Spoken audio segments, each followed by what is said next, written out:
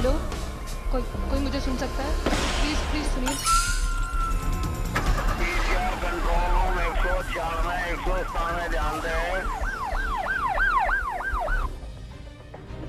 पाकिस्तान सीमा से सटे जैसलमेर बाड़मेर जिले की करीब 703 किलोमीटर लंबी सरहद को लेकर दी गई खुफिया रिपोर्ट्स के बाद अब गृह विभाग चौकन्ना हो गया है।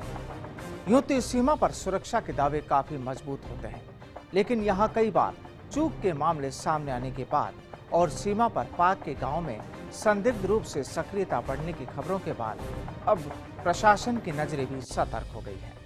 देखते हैं ये रिपोर्ट।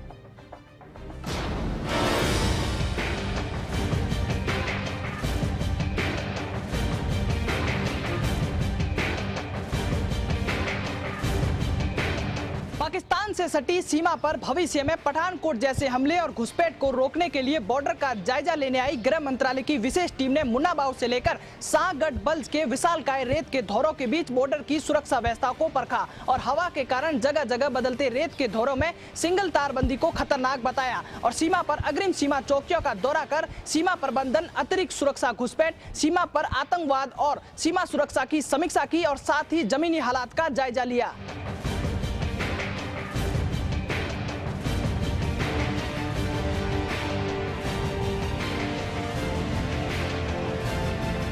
पाकिस्तानी गांवों में खूंखार आतंकी हाफिज सईद के दौरे ने सामरिक दृष्टि से महत्वपूर्ण माने जाने वाले सरहदी जैसलमेर जिले में सुरक्षा और सीमा प्रबंधन को मजबूत करने और खामियों को सुधारने की केंद्र स्तर पर कवायद शुरू हो चुकी है।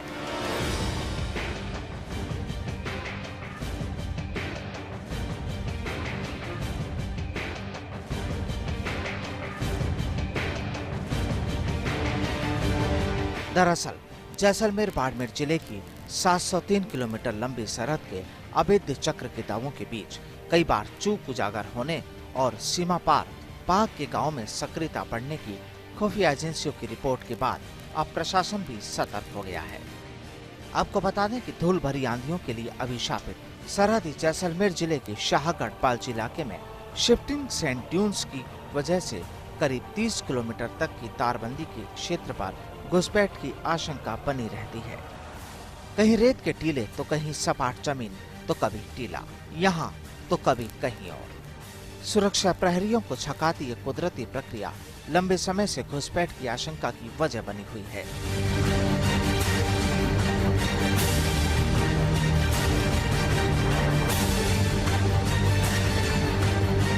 जैसलमेर से सटे पाकिस्तानी गांवों के युवाओं के पाक अधिकृत कश्मीर यानी पीओके में ट्रेनिंग लेने के लिए जाने की जानकारी भी खुफिया रिपोर्टों से आ रही है।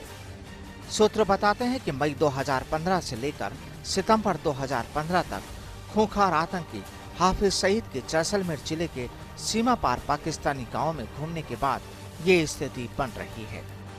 ऐसे में गुरदासपुर की घटना के बाद गृह विभाग सरहद की सुरक्षा को लेकर किसी तरह का जोखिम नहीं उठाना चाहता। चलिए आपको बताते हैं कि आखिर क्यों बढ़ रहे हैं अधिकारियों के यहाँ दौरे पर दौरे।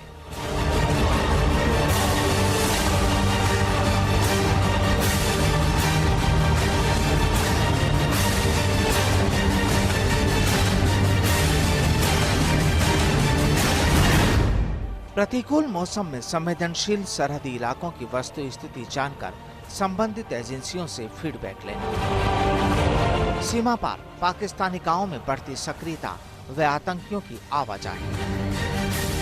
पहले 3 पाक बच्चों के जैसलमेर में तारबंदी पार कर घुसाने से सुरक्षा में उजागर हुई चूक। शिफ्टिंग सेंट ड्यून्स के कारण तारबंदी को हो रहे नुकसान और सुरक्षा को खतरे व संभावित उपायों का आकलन।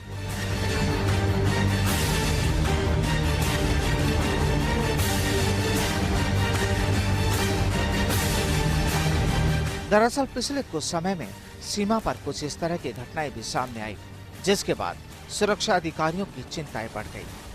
चलिए आपको बताते हैं ऐसी ही कुछ घटनाओं के बारे में भी।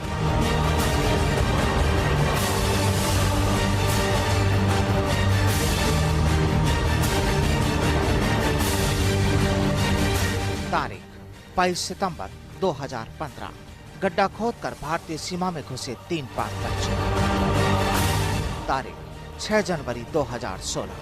जासूस रंजीत ने पूछताछ में कबूला कि जैसलमेर एयरबेस की सूचनाएं दी थी पाक को।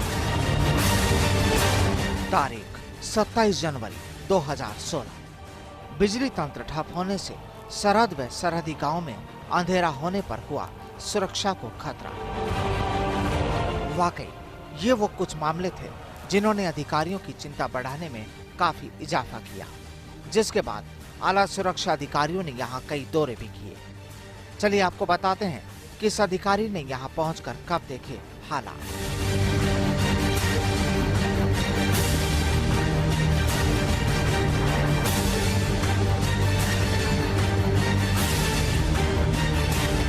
तारीख 31 जनवरी।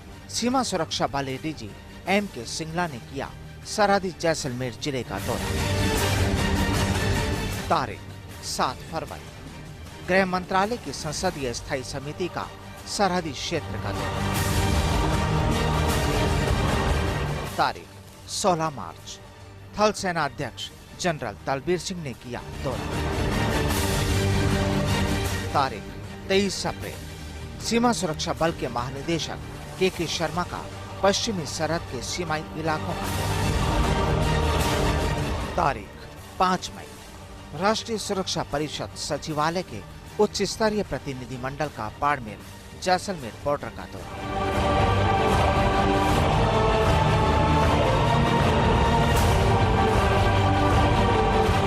एक तरफ यहाँ की सुरक्षा व्यवस्था को लेकर रिपोर्ट्स और पिछले कुछ समय में यहाँ हुई कुछ घटनाएं, और फिर आला अधिकारियों के यहाँ के दौरे।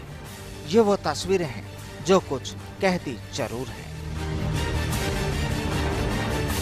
सुरक्षा के मुद्दे पर विभिन्न कमेटियों के सरहद पर दौरे और सीमा सुरक्षा बल के आला अधिकारियों की ओर से सीमा पर सर्वे का काम तेजी से पकड़ रहा है। हालांकि बीएसएफ इसे रूटीन बता रहा है, लेकिन सूत्रों के अनुसार शिफ्टिंग सैंड ड्यून्स के कारण तारबंदी छिपने और निगरानी तंत्र में आ रही बाधाओं के कारण कमजोर हो रहे सुरक्षा घेरे को मजबूत करने व सुरक्षा का आकलन करने के लिए आज जैसे पश्चिमी राजस्थान पर बार बार उच्च स्तरीय दौरे हो रहे हैं और गृह विभाग सरहद की और सुरक्षा को लेकर किसी तरह का जोखिम नहीं उठाना चाहती है। फर्स्ट इंडिया न्यूज के लिए सूर्यवीर सिंह तंवर, जैसलमेर।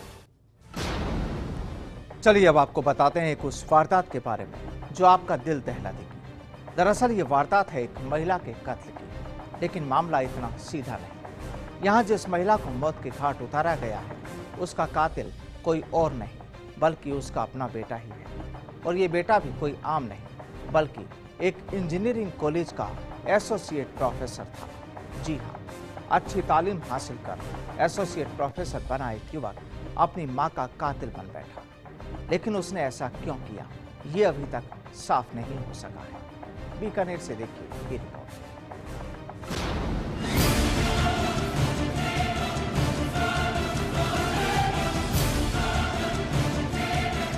बीकानेर की जयनारायण व्यास कॉलोनी और इसी कॉलोनी के इस घर में रहने वाली एक महिला ओमवती चौधरी का कत्ल कर दिया गया।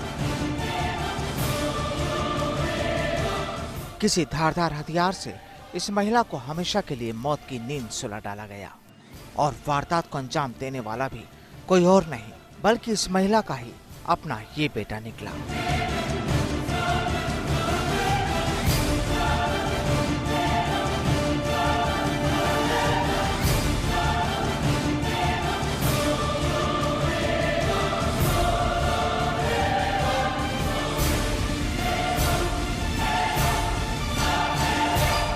दरअसल रविवार रात को हुई कत्ल की इस वारदात की खबर सोमवार सुबह पुलिस को मिली, जिसके बाद पुलिस और एफएसएल टीम मौके पर पहुंची और मामले की पड़ताल शुरू की।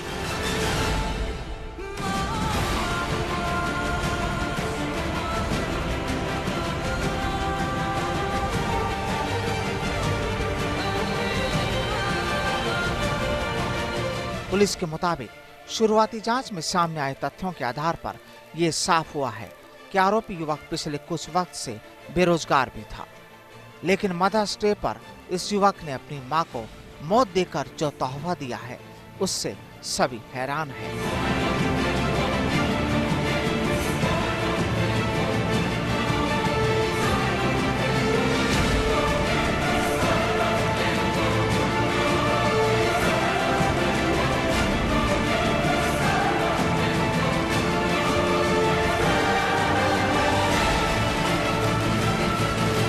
सज्जन चौधरी की जो वाइफ हैं वो घर पे मृत मिली हैं।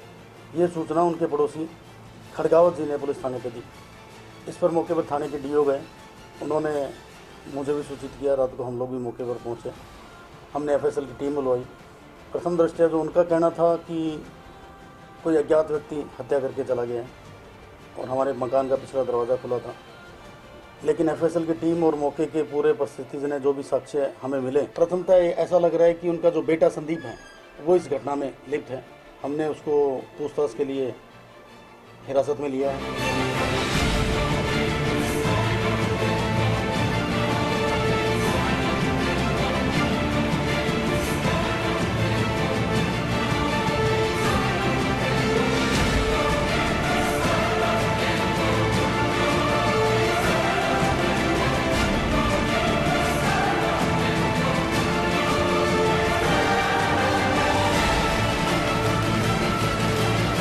आपको बता दें कि पुलिस ने मौके पर पहुंचकर परिजनों से जब पूछताछ की तो वारदात के बारे में उन्हें कहा गया कि घर के पीछे का दरवाजा खुला था और ओमवती का शव उसके कमरे में पड़ा मिला। पुलिस ने मौके से साक्ष्य जुटाए तो पुलिस को उसके बेटे संदीप पर शक हुआ, जिसके बाद संदीप को हिरासत में ले लिया गया। पुलिस का मानना है कि संदीप ने ही हत्या की है, लेकिन हत्या के पीछे क्या कारण रहे उसे पुलिस अभी तक नहीं सुलझा पाई है। पुलिस का मानना है कि एमसीए की पढ़ाई कर चुका संदीप अभी काम न होने के चलते डिप्रेशन में था और नशे की गोलियां भी खाता था। लेकिन इस पूरी घटना ने माँ बेटे के रिश्तों को शर्मसार जरूर कर दिया है।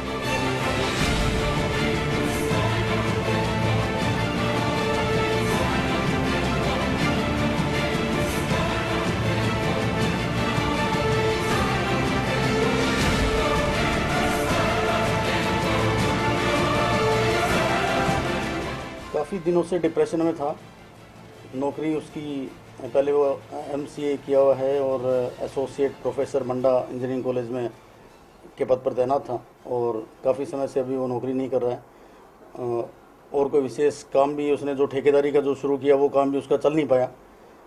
इसको लेके भी वो अवसाद की स्थिति में था और जो रात को जो हमने स्थिति देखी उसकी तो लगा कि नशे की गोलियां उसने ले रखी थी। जो उसका ये कहना था कि जो पिताजी जो गोलियां लेते हैं ट्राइका नींद के लिए 0.5 mg, वो गोलियां मैं भी लेता हूं, मैंने ले रखी है। प्रारंभिक पूछताछ में उसने मुझे जो जानकारी दी वो भी बड़ी चौंकाने वाली है। उसका ये कहना था कि मेरी माता को हाइपर बीपी और उसकी शिकायत रहती थी और पिताजी की नाराज़गी के कारण वो अक्सर दुखी हो जाया करती थी और वो बताती थी कि मैं मरना चाहती हूँ।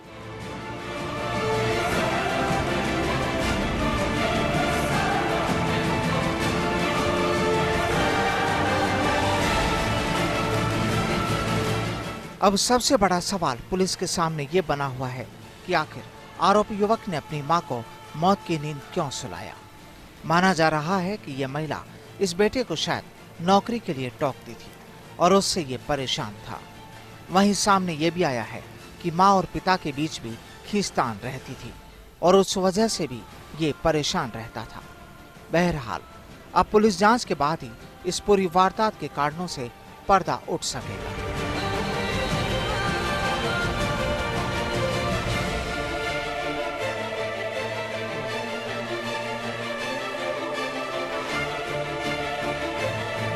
फास्ट इंडिया के लिए बीकानेर से विक्रम जगरवाल की रिपोर्ट।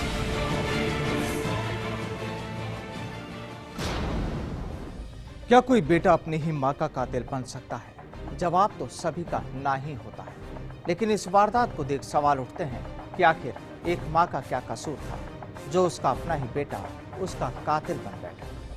डल 100 में फिलहाल वक्त हो गया एक छोटे से ब्रेक का। ब्रेक के बाद आपको बताएंगे राजधानी की एक वो तस्वीर जो बताती है कि गुलाबी शहर में किस तरह से दे रहे हैं नशे के सौदागर अपनी दस्तक। ब्रेक के बाद। हेलो हेलो हेलो, कोई मुझे सुन सकता है? प्लीज सुनिए। कंट्रोल रूम 104 में 197 ध्यान दें।